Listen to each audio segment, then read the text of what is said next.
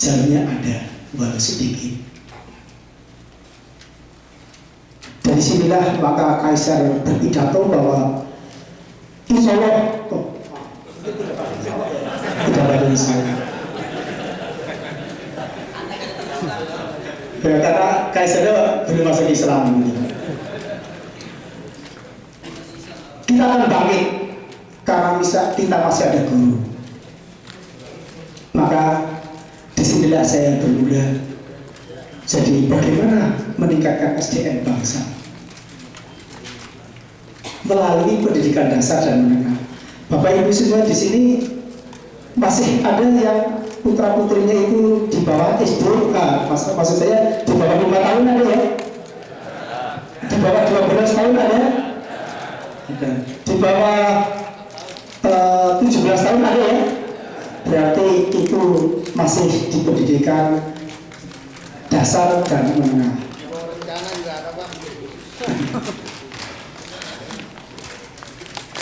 Ini sudah.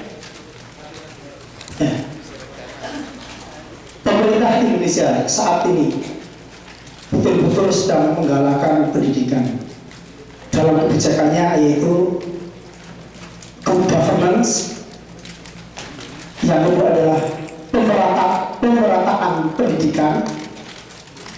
Yang ketiga adalah peningkatan mutu pendidikan. Jadi tidak hanya pemerataan pendidikan saja, tapi peningkatan mutu pendidikan. Nah, sekarang mau dibawa kemana pendidikan Indonesia ini? Tadi kita sudah mendengarkan ceramah dari Pak Lutfi dan Ustadz kita juga, Pak Haidir. Kalau Pak Lutfi tadi menyampaikan ekonomi Indonesia di tahun 2030, 2040 dan seterusnya, dimulai dari kapan? Tidak mungkin dimulai dari tahun 2040, tapi dimulai dari sekarang. Siapa? Anak-anak kita. Karena insya Allah seperti saya, mungkin sudah tinggal ceritanya saja. Maka mari kita simak dulu pendidikan Indonesia itu mau dibawa kemana, tujuannya kemana. Karena dengan tahu tujuannya, nanti kita akan menyampai sana. Tapi kalau kita tidak tahu tujuannya, maka mana mungkin kita akan sampai ke sana. Jadi ada fungsinya, ada dua fungsi, yaitu mengembangkan kemampuan, membentuk watak dalam rangka mencerdaskan kehidupan bangsa. Sedangkan tujuannya adalah menjadikan manusia yang beriman, bertakwa kepada siapa? Bukan kepada patung, tapi kepada Tuhan yang Maha Esa. Berakhlak mulia, sehat. Jadi berakhlak mulia saja tidak cukup, tapi sehat. Karena kalau tidak sehat bagaimana? Berilmu, cakap, kreatif, mandiri, sehingga akan menjadi warga negara yang demokratis serta bertanggung jawab, dan akhirnya di tahun 2030 nyampe ke sana kejayaan bangsa Indonesia. Dan sekarang sebenarnya sudah, hanya saja mungkin Bapak Ibu tidak begitu merasakan. Kira-kira begitu. Bapak Ibu yang saya hormati, saya di sini tidak akan berbicara teori yang banyak, tapi saya akan menyampaikan bahwa Bapak Ibu pada prinsipnya di sini adalah mencari nafkah. Untuk siapa kira-kira nafkah itu? Yang jelas kebahagiaan orang tua adalah ketika bisa mendidik putra putrinya berhasil. Berhasil itu yang kayak apa? Ya sesuai dengan kemampuan dan tujuannya tersebut. Itu begitu. Hello? Sehingga di sini nanti jangan sampai Bapak Ibu di sini sudah, maaf saja, mencari rezeki, ya toh, tapi putra putri Bapak Ibu mungkin maaf saja tidak terurus. Nah, inilah barangkali akan sayang sekali, karena ketika umpamanya saya ketemu di mobil di jalan begitu dengan seseorang atau dengan teman saya, yang saya tanyai atau biasa yang kita dengarkan adalah bukan kamu mobilnya sudah berapa, rumahnya berapa. Enggak. Tadi yang ditanya adalah anaknya, sekolah di mana, kuliah di mana, dan sekarang bagaimana. Kira-kira begitu ya Bapak Ibu ya. Ya, maka dari itu mari kita bersama-sama mendidik anak bangsa ini, mendidik putra-putri Bapak Ibu dalam rangka untuk mencerdaskan bangsa, sehingga nanti bangsa Indonesia yang dicita-citakan sesuai dengan Undang-Undang 45 itu nanti akan tersampaikan. Kira-kira begitu ya Bapak Ibu, Bapak-bapak semuanya.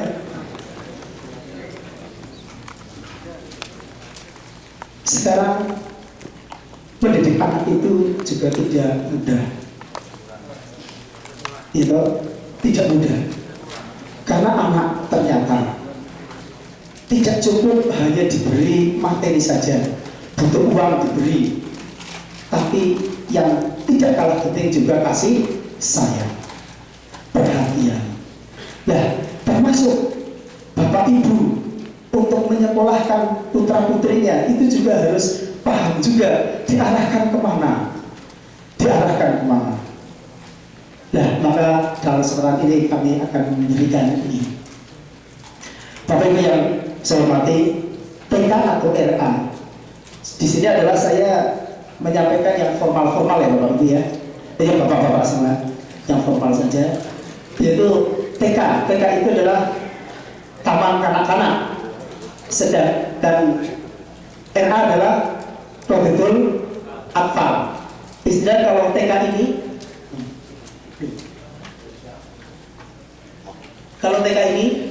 ini adalah di bawah naungan Mendikbud, sedangkan untuk RA adalah di bawah naungan Departemen Agama atau Kementerian Agama. Ini. Jadi di mana tujuannya di sana anak-anak TK itu pada dasarnya adalah untuk bermain, menumbuh kembangkan potensi, membangun fondasi yang kuat. Ini pada dasarnya begini. Namun kenyataannya yang terjadi adalah TK itu dituntut untuk menulis, untuk membaca dan sebagainya. Ya, sehingga ini sebenarnya pada dasarnya tujuannya adalah untuk bermain. Kalau toh menulisnya juga sambil bermain. Ini pendidikan di TK pada intinya begitu. Sedangkan untuk SD, MI ini adalah termasuk pendidikan dasar. Ini tujuannya sama sebenarnya. Sama tujuannya yaitu bermain. Namun saya lebih senang menyampaikan adalah ilmu didapat, bermain masih sempat. Ini adalah moto kami yang kami terapkan di sekolah Indonesia, sekaligus promosi. Benar, boleh ya Bapak Ibu? Pendidikan dasar yang selanjutnya adalah SMP. Ya, SMP ada MTS. Sekali lagi SMP adalah di bawah naungan Departemen Kebudayaan, Pendidikan dan Kebudayaan. Sedangkan ini adalah di bawah Kementerian Agama. Sedangkan paket adalah jalur non formal. Ada paket B, ini adalah setara dengan SMP MTS. Paket A adalah setara dengan PDMI. Di mana bedanya adalah kalau yang ini adalah formal, kalau yang ini adalah non formal. Ini yang ini non formal. Ini adalah untuk menampung, memadai anak-anak yang secara umur, secara sosial, ekonomi dan sebagainya itu tidak bisa masuk ke sini.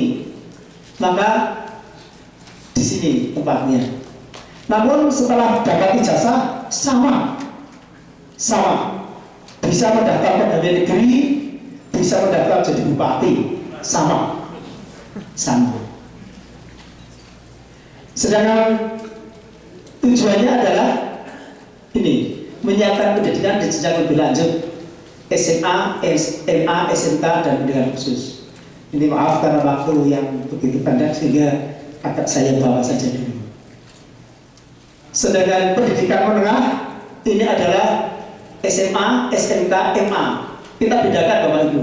Bapak Ibu nanti ini dalam rangka memberi pemahaman pada putra putri, maka Bapak Ibu juga harus paham juga SMA itu apa, SMK itu apa, MA itu apa. Kalau SMA itu adalah umum, ini pada dasarnya adalah hanya memberikan apa namanya landasan-landasan yang kuat yang nantinya untuk belajar di perguruan tinggi sana dikembangkan. Sedangkan untuk SMK ini adalah kejuruan.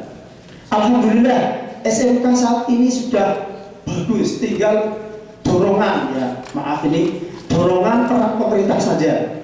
Bagaimana mengepus, contoh saja SMK sekarang sudah mampu membuat mobil, kita dukung.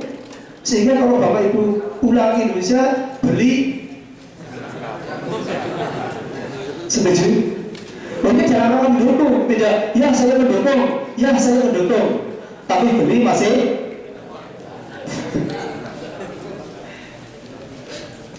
ini maksudnya kalau nanti saya pulang ke Indonesia biar saya di apa namanya diterima di SMK gitu. Ini jadi SMA MK itu nanti apa namanya arahnya adalah ke perguruan tinggi gitu, sedangkan SMK itu ke vokasi atau kejuruan pendidikan keterampilan. Namun bukan berarti, sekali lagi bukan berarti SMK tidak bisa masuk ke perguruan tinggi, itu bukan berarti, tetap bisa itu begitu. Jadi kita bawa kemana anak-anak kita? Anak kita bawa ya yang jelas pendidikan formal itu ada ini ya ini. Silahkan masuk di mana saja. Namun demikian perlu saya ketahui bahwa dalam rangka peningkatan mutu pemerintah betul-betul sudah memberikan dana perhatian yang menurut saya sudah lebih dibandingkan dengan sebelumnya. Ya toh? Maka itu sekarang saatnya pemerintah itu tidak hanya pemerataan pendidikan saja. Coba Bapak Ibu bisa ingat bahwa di Indonesia itu hampir semua kecamatan ada SMP, hampir semua. Ini namanya dalam rangka peningkatan pemerataan pendidikan agar anak bisa sekolah semuanya. Itu berapa bangunan SD, SMP, SMA yang dibangun oleh pemerintah? Itu sekali lagi dalam rangka pemerataan pendidikan. Namun di sisi lain juga peningkatan mutu pendidikan sehingga sekolah itu ya ada sekolah potensial. Sekolah potensial itu sekolah yang bagaimana? Yang belum memenuhi 8 standar nasional pendidikan. Mungkin Bapak Ibu 8 nasional standar pendidikan siapa ya? Itu adalah apa namanya standar yang harus ditempuh oleh pendidikan formal di Indonesia. Ada standar isi, ada standar kompetensi kelulusan. Jadi sekolah itu harus membuat lulus dari sekolah Indonesia itu bagaimana? Ya, bagaimana? Lulus dari SMK itu bagaimana? Dan seterusnya. Standar isi, guru mengajar itu tidak begitu bangun tidur. Ini maaf bagi guru-guru saya, teman-teman saya, maksud saya, bangun tidur, mandi atau tidak mandi langsung berangkat sekolah. Setelah itu di depan murid-murid, anak-anak minta undangan. Nah sepertinya ini tidak ada apa namanya persiapan, tapi dengan standar isi dibuat, yaitu di mana guru-guru membuat rencana pengembangan atau rencana program pengembangan. Di situ ada membuat silabusnya, ada membuat RPP-nya, promasnya, Pak, dan sebagainya. Itu adalah rangka bagaimana guru mengajar itu harus disiapkan dulu sebelumnya. Ini dalam rangka arah tadi itu, yaitu mencapai tujuan nasional. Ini itu adalah yang namanya jawaban standar. Ada standar penilaian, standar sarana prasarana, dan standar sarana prasarana. Pemerintah sekarang itu begitu memberikan dana kepada sekolah-sekolah dalam rangka memenuhi 8 standar itu, ya, dalam standar pendidikan. Di samping itu juga ada lagi standar pendidik dan tenaga pendidikan. Kalau gurunya mau mengajar agar anaknya pintar, maka gurunya perlu dilatih apa tidak? Logikanya perlu agar gurunya pintar, mahir. Sehingga guru yang mahir akan mengajarkan kepada anak-anaknya itu lebih benar lagi. Itu. Terus yang tidak kalah pentingnya adalah standar pembiayaan. Pemerintah mengucurkan dana yang begitu banyak dalam rangka mensejahterakan baik itu siswanya maupun gurunya. Bahasa saya yang sering saya sampaikan adalah ketika kita menanam pohon, yang dipupuk apakah hanya pohonnya saja? Sedangkan yang memupuk tidak diberi pupuk, kira-kira malas apa malas? Tetap kira-kira ya akan giat juga. Nah, dalam rangka itulah maka pemerintah mengucurkan dana untuk kesejahteraan. Namun demikian itu tidak cukup Bapak Ibu. Itu tidak cukup. Di pemerintah yang sudah banyak mengeluarkan dana pendidikan kepada sekolah, madrasah dan seterusnya tidak cukup karena apa? Biaya pendidikan itu ternyata lebih tinggi dari dana yang dikeluarkan oleh pemerintah, sehingga orang tua masih dimintai sumbangan atau biaya pendidikan untuk mencukupi kebutuhan pendidikan. Yang meningkat yang kedua adalah SSN, Sekolah Standar Nasional. Sekolah Standar Nasional adalah sekolah yang hampir atau sudah memenuhi standar nasional pendidikan. Ini, jadi contohnya di sisi dari gedungnya sudah bagus, begitu ya, sudah bagus, terpenuhi fasilitas-fasilitasnya, gurunya rata-rata sudah S1, begitu. Ini adalah standar nasional, sekolah standar nasional. Dan arahnya Indonesia itu nanti sekolah-sekolah di Indonesia itu nanti akan menjadi sekolah standar nasional semuanya. Namun sampai saat ini belum tercapai. Masih ada sekolah potensial atau sekolah mungkin biasa presetannya adalah sekolah duafa. Sekolah duafa. Jadi ini adalah biasanya maaf saja, ini jauh dari perkotaan. Atau mungkin Jakarta pun juga masih banyak sekolah-sekolah potensial, terutama yang di pinggiran-pinggiran itu. Apalagi di luar. 5 menit masih cukup. Sedangkan yang tingkat terakhir ini adalah yang istilahnya yang selanjutnya, yang ketiga adalah sekolah bertaraf internasional. Tapi jangan dibalik, Pak. Jangan sekolah bertarif internasional. Karena yang sekarang diplesetkan adalah menjadi sekolah bertarif internasional.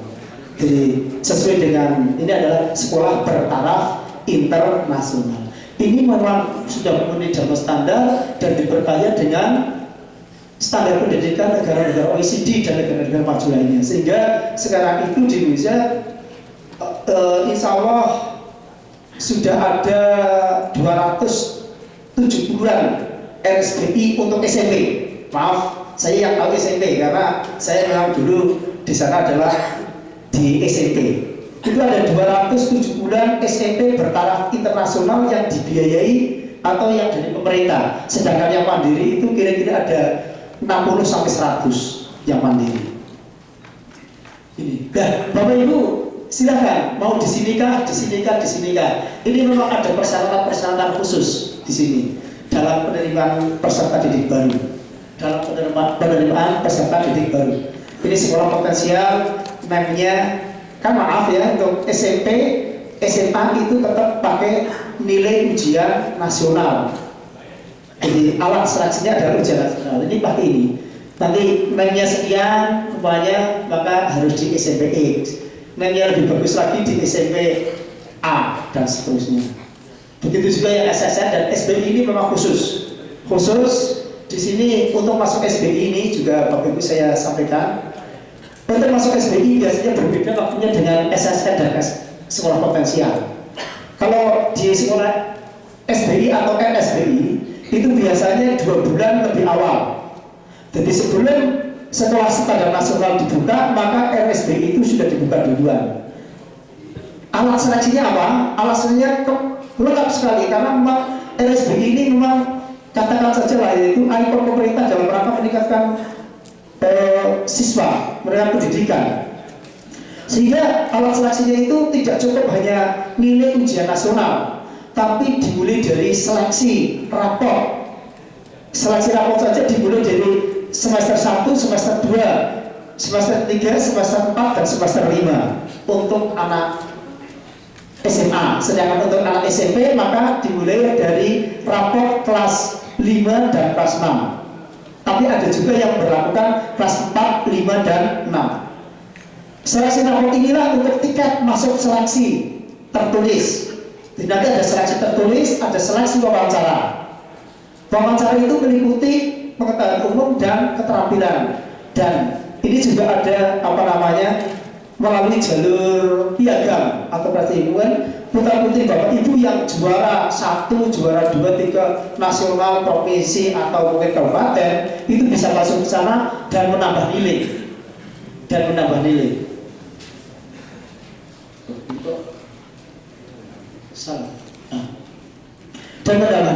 Namun pasti diuji, umpamanya bapak ibu punya putra putrinya punya piagam bulu tangkis, maka biasanya akan diuji. Karena apa? Pengalaman bahwa saya pernah ada calon peserta didik saya juara provinsi, tapi diprotes oleh teman-temannya karena yang bersangkutan itu tidak pernah merasakan, tidak pernah dikirim untuk kejuaraan itu. Ya, sehingga sekarang itu yang semacam itu diuji di sekolah. Itulah karena bangsa kita juga bangsa yang kreatif. Ini adalah ini. Nah sekarang untuk untuk mencapai tujuan pendidikan nasional yang diamanatkan oleh Undang-Undang Sistem Pendidikan Nasional tahun 2010 ini apa? Ini sebenarnya sudah saya buatkan di sana, namun karena waktu maka ini karena sudah saya prediksi waktunya tidak mungkin cukup. Maka bagaimana sekolah itu mampu menyelenggarakan pendidikan? Karena ternyata sekolah itu kan membangun kecerdasan siswa. Apa yang dibangun kecerdasan itu? Ya, inilah barangkali saja. Membangun tidak hanya otaknya saja, tapi juga hatinya. Melalui ini intelektual. Ya, intelektual. Jadi dibangun kecerdasan intelektualnya. Tapi Bapak Ibu, kecerdasan intelektual saja itu tidak cukup. Mengapa?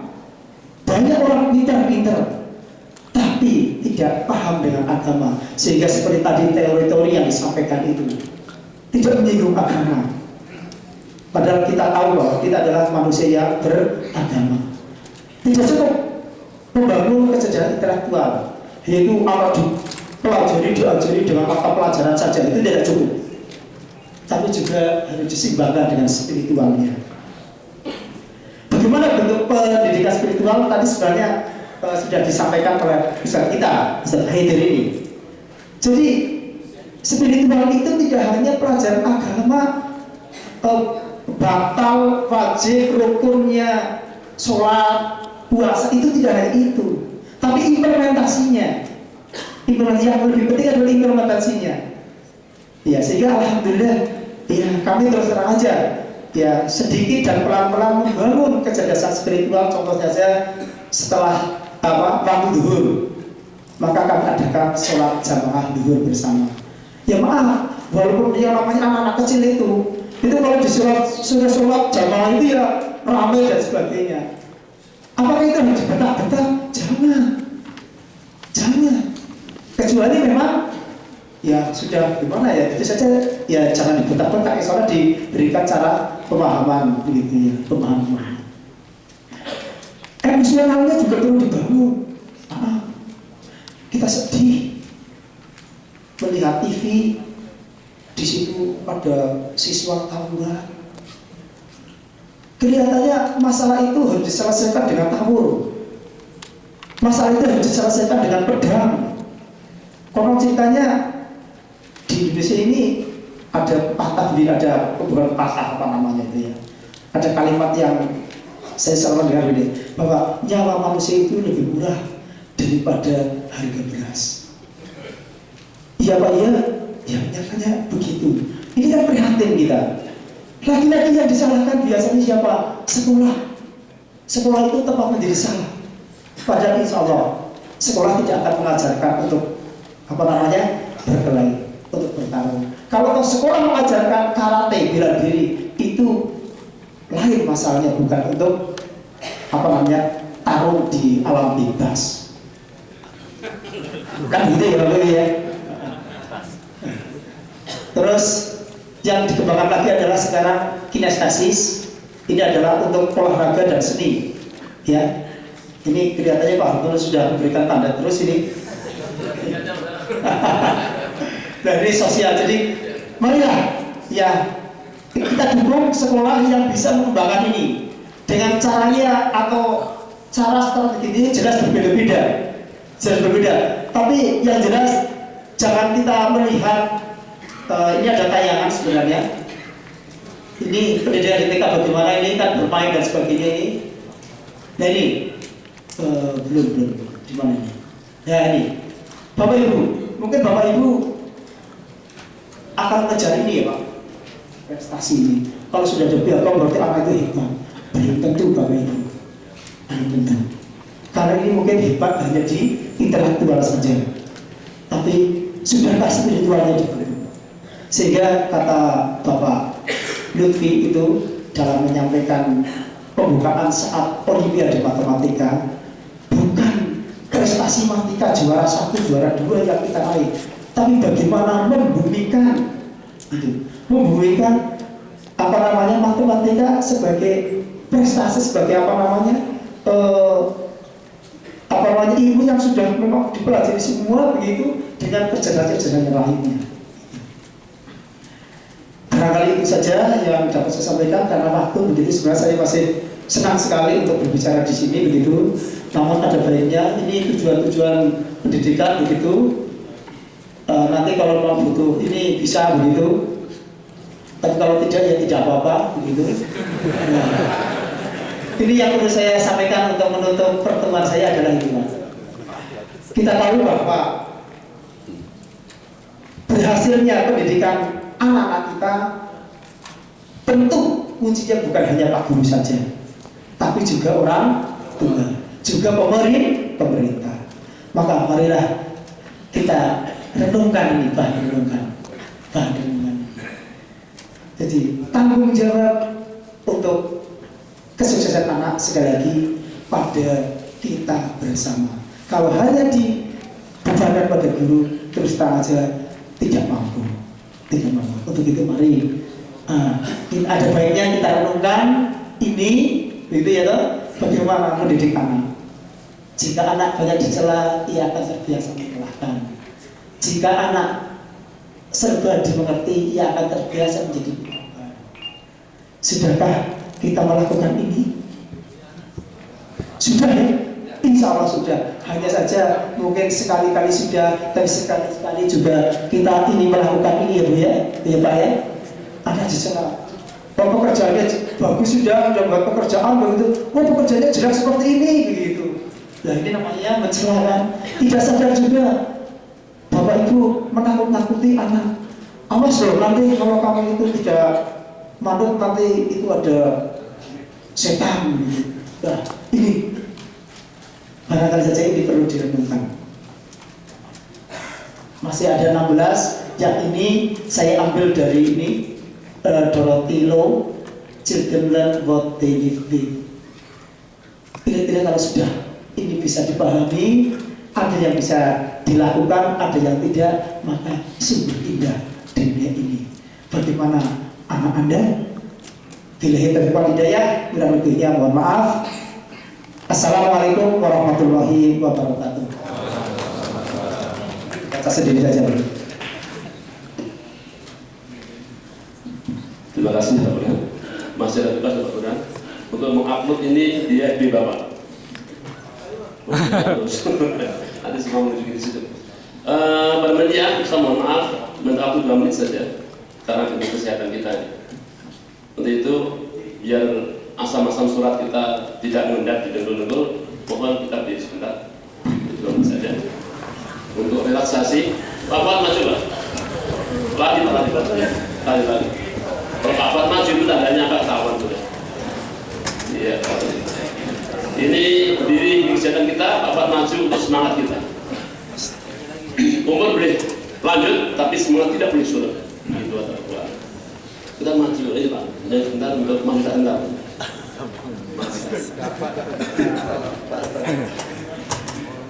1, 2, 3 mulai. Maju tak gentar membela yang benar, maju sebentar nah kita diserang, maju serentak memuji penyerang, maju tak gentar patuh kita menang, bergerak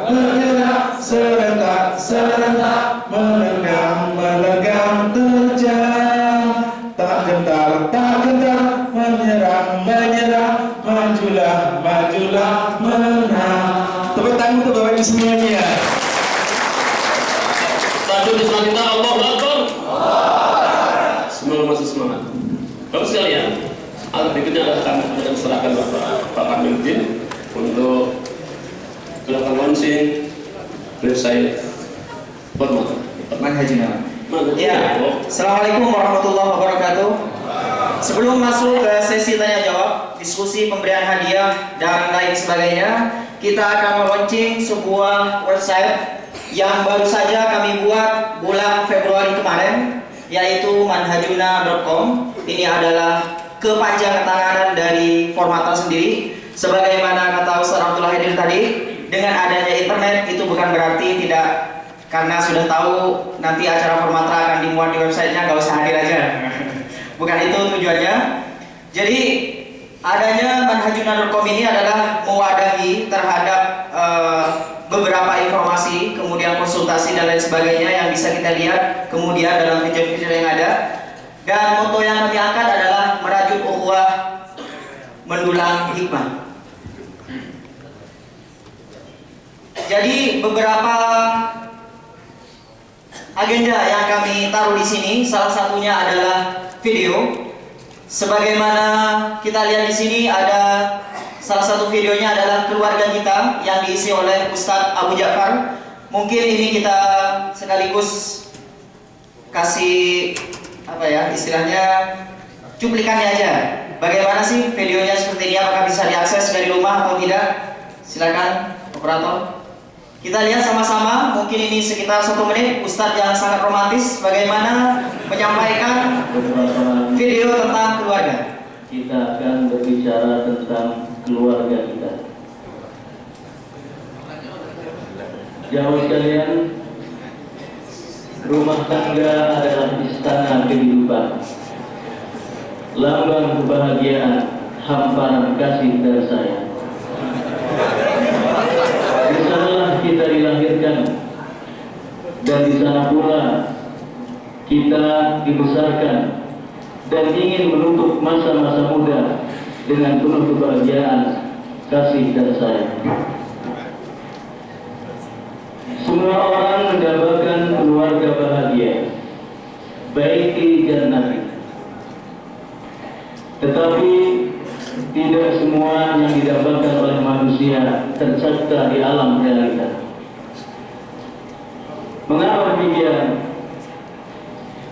Karena baiti jannati, keluarga dan bahagia, tidak bisa ditukar dengan lembaran-lembaran bergambar Soekarno-Hatta, intan permata, atau untayan manis para bujana.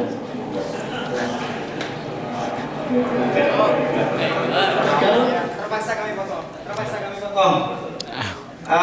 Untuk selengkapnya teman-teman bisa, Bapak Ibu, Bapak sekalian bisa melihat di website kita. Ini kurang lebih berdurasi sekitar 8 sampai 9 menit. Jadi video-video yang kami sediakan bisa diakses melalui manhajuna.com.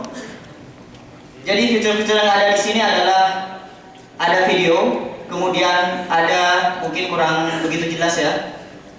Ada konsultasi, kemudian juga ada senandung hikmah, kemudian ada wawasan, kemudian ada kabar-kabar. Kabar-kabar ini menyangkut Arab Saudi khususnya.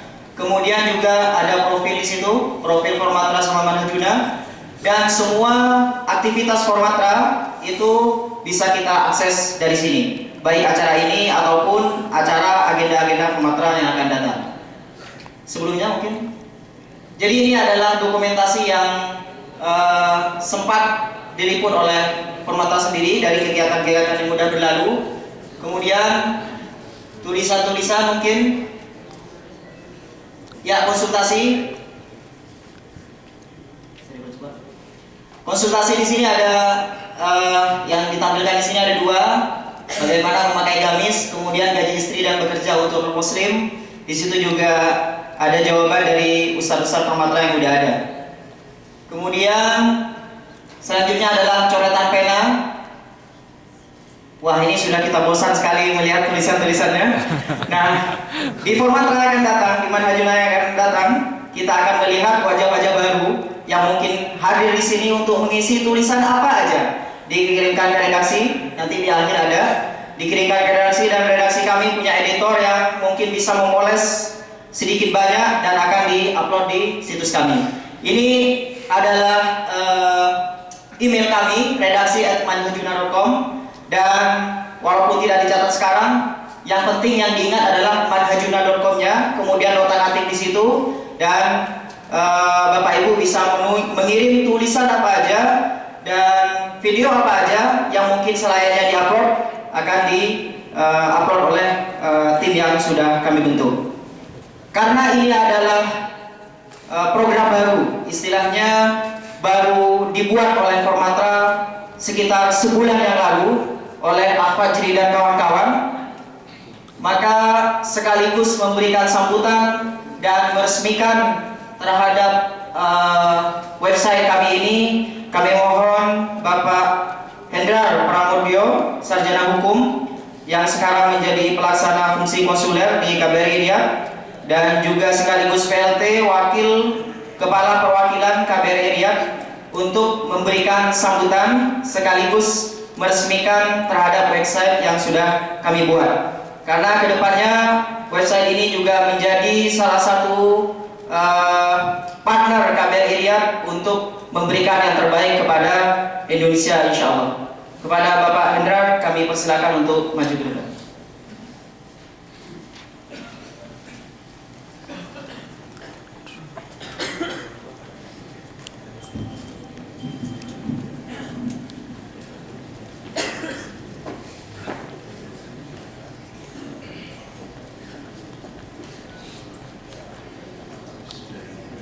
Assalamualaikum warahmatullahi wabarakatuh.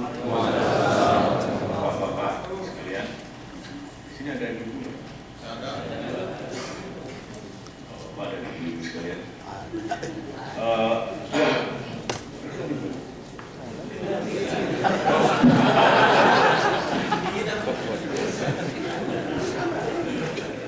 Bapak-bapak sekalian, rekan-rekan Formatra, saya perlu menyampaikan apresiasi yang tinggi atas inisiatif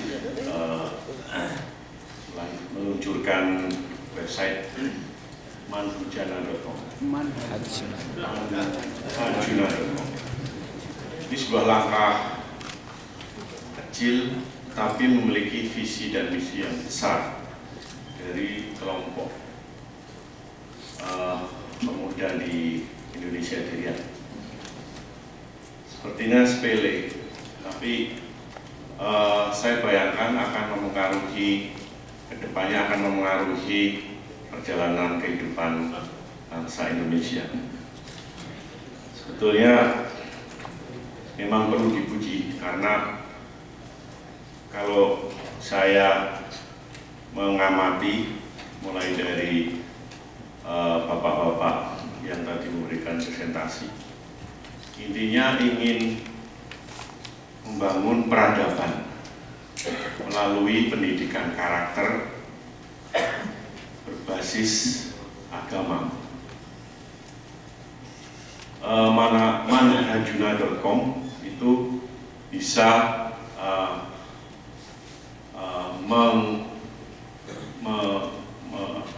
menyiarkan, katakanlah mengembangkan ide-ide yang tadi disampaikan oleh para pembicara tadi, dan bisa memengaruhi kehidupan berbangsa dan bernegara Indonesia.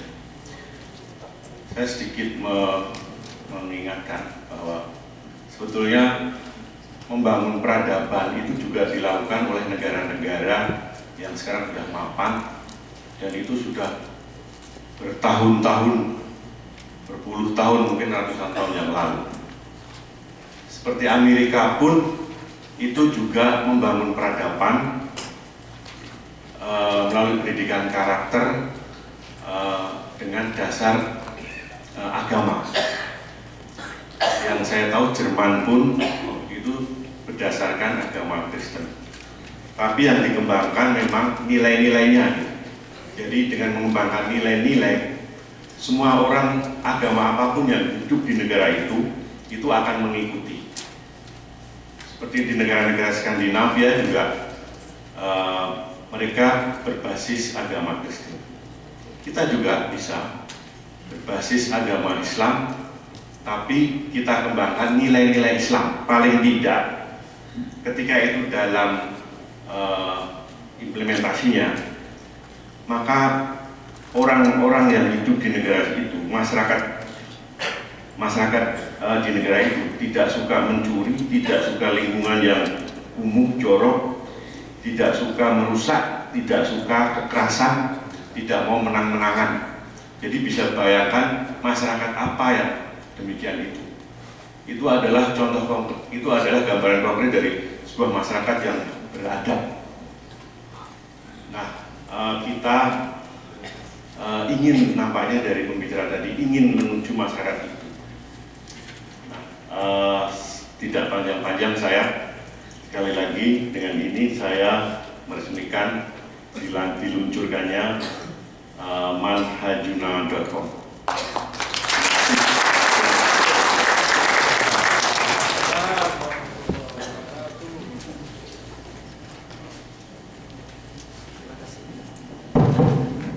Terima kasih kepada Bapak Hendrar atas sambutan dan peresmiannya kepada manhajuna.com. Sekali lagi kami harapkan Bapak-Bapak untuk bisa mengakses ini dan bisa berkontribusi dengan baik, baik tulisan hanya satu paragraf atau mengakses tulisan orang lain seperti ada Ustaz Abdullah Haidir tadi, kemudian Ustaz Abu Ja'far dengan videonya, itu selengkapnya bisa diakses di manhajuna.com.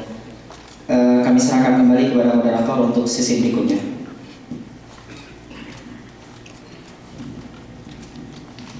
Bapak sekalian, kita akan mengikuti tahap berikutnya, yaitu sesi tanya jawab.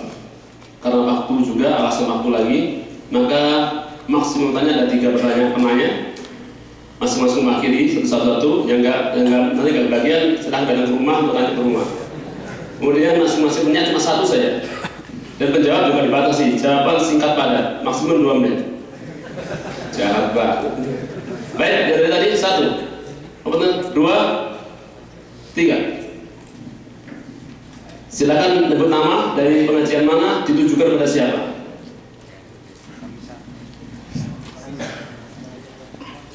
Terima kasih kepada moderator. Nama Muhammad Mutahib bin Hafiz.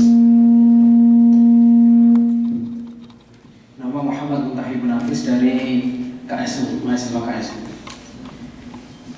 Akan saya awali pertanyaan saya dengan Untuk siapa? untuk Ustaz Abdullah Haidir. Untuk itu.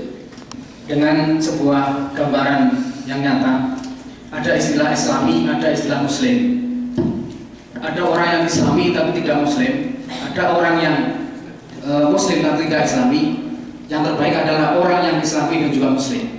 Contoh, tadi sudah disinggung oleh Bapak Wakil dari Dubes bahwa Islami tidak Muslim. Kita melihat negara-negara Barat itu bukan Muslim, tapi sangat Islami. Di sana nilai-nilai Islam sangat dikembangkan. Menghargai waktu, kebersihan dan sebagainya itu sebenarnya sudah ada semuanya di Islam. Tapi mereka lebih mengembangkan daripada kita. Muslim tidak Islami, kita tahu al-waqtu kasih, tapi kita lihat di kantor-kantor seperti itu yang ada dan sebagainya. Kemudian yang Islami dan Muslim, saya kira ini yang sangat baik yang harus kita kembangkan. Bagaimana tujuan dari seminar ini saya kira arahnya ke sana. Pertanyaan saya bahwa saya berharap tadi membaca judul dari makalah tersebut bahwa akan ada satu format yang aplikatif terkait dengan kemandirian bangsa. Tapi saya belum menyinggung bagaimana kemandirian bangsa itu dijelaskan. Sebenarnya kita sudah punya contoh nyata, misalnya ada Qur'an wal Muta'alim karya Syekh Hasyim Asy'ari. Itu saya presentasikan di seminar internasional di UNJ yang alhamdulillah itu salah satu contoh pendidikan karakter di dunia pendidikan untuk peserta didik kita. Itu apresiasinya sangat luar biasa karena kebanyakan mereka lebih mengambil dari teori-teori barat, tapi kita sudah punya sendiri. Jadi saya berharap sebenarnya dari Ustadz tadi bisa lebih memberikan penjelasan yang lebih konkret, lebih aplikatif tentang bagaimana terkait dengan kemandirian bangsa. Karena kita punya Islam Indonesia. Jelas dananya. Terima kasih. Langsung jawab. Ustaz, Terima kasih atas pertanyaannya. Problem kulit dan isi, substansi dan simbol itu memang sering jadi perdebatan dan sering dibicarakan mana yang harus didahulukan dan mana yang harus dikedepankan. Akan tapi secara umum kita ingin mengatakan bahwa kita tidak ingin ada dikotomi, membeda-bedakan antara simbol dan substansi, antara kulit dan isi, selagi itu semua merupakan ajaran agama, landasannya, maka hendaknya semuanya harus disertakan. Simbol saja tanpa substansi kering tentu saja. Substansi tanpa simbol atau tampilan-tampilan zahir agama yang diperintahkan, mungkin sederhana seperti menuntut aurat dan semacamnya, juga sesuatu yang tidak dibenarkan dalam agama. Dan ini memang sangat erat kaitannya dengan seperti tadi dikatakan tentang format pendidikan agama yang bagaimana yang kita harapkan. Sebab terlalu miring atau terlalu mengandalkan satu sisi melupakan si yang lain akan melahirkan ketidakseimbangan. Hanya berbicara tentang substansi akan menghilangkan nilai atau simbol-simbol agama yang memang merupakan bagian dari agama itu sendiri. Berbicara terlalu mengandalkan simbol saja tanpa substansi tentu saja akan menyebabkan pemahaman atau pengamalan agama yang kering yang wujudnya kita lihat dalam kehidupan atau sebagian kehidupan.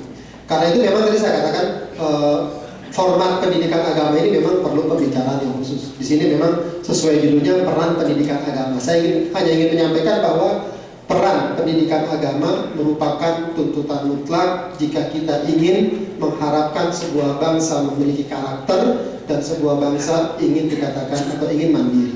Itu mutlak. Dia bukan merupakan alternatif. Dia bukan merupakan pilihan, tapi memang tuntutan mutlak baik berdasarkan landasan-landasan wahyu ataupun kenyataan yang tadi telah saya sampaikan. Makanya juga sama seperti penanya, saya juga ingin mengharapkan agar suatu saat kita bisa membicarakan dan mendiskusikan bagaimana sih format pendidikan agama yang selayaknya dapat kita realisasikan. Wallahu a'lam. Assalamualaikum warahmatullahi wabarakatuh. Saya Widianto dari Saudi Airlines Ground Service untuk umur 23 tahun. Saya menanyakan tentang pendidikan kepada Bapak Burhanuddin. Tadi bilang bagaimana tentang pendidikan di Indonesia dan tujuan pendidikan mau dibawa kemana? Dari TK, SD, SMP, SMA, dan untuk ke perguruan tinggi. Nah, saya belajar dari suatu lembaga pendidikan terbesar mungkin di Indonesia, yakni Pondok Gontor, Pondok Modern, dan itu diakui oleh internasional. Kenapa tidak diakui oleh negara kita sendiri? Dan saya memasuki jenjang berikutnya, yakni setelah SMA dan disetarakan dengan MA, mereka dari perguruan tinggi tidak mengakui masalah ijazah.